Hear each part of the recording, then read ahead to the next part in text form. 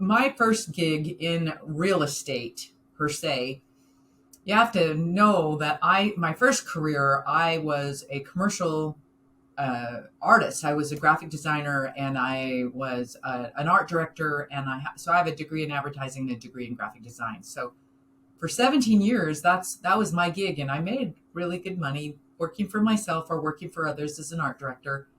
And I knew I wanted to create wealth, but I knew that I would not do that working in a dollar per hour job, and I knew I would not be able to. I didn't want to manage other artists, but I wanted to learn how to start my own business. And unfortunately, I didn't want to go back to school to do it. And so I put it out in the universe and, basically asked God to help me put something in my path that I can learn how to start a business. And so a friend of mine was getting ready to start his first company as a commercial real estate appraiser.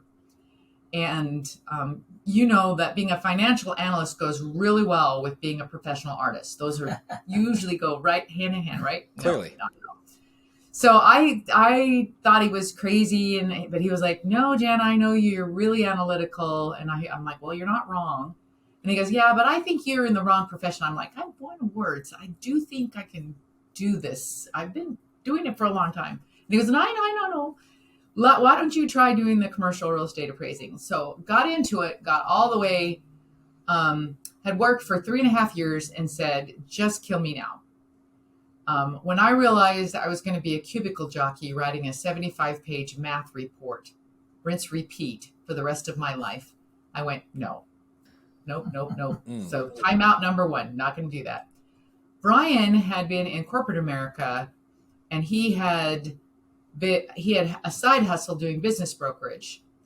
And when I realized that I loved everything about commercial real estate except for writing that really boring report, I switched and had my main hustle become business brokerage and commercial real estate.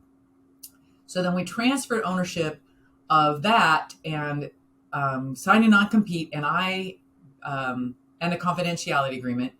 And I became a commercial realtor just 100%. That was my main gig.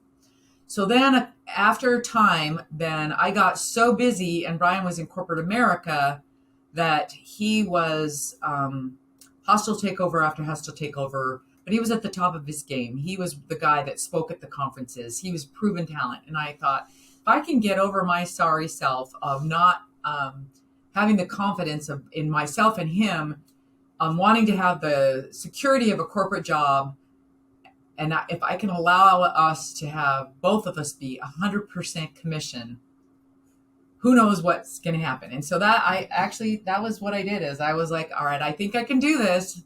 And we teach people to invest in properties. That's what you do, right?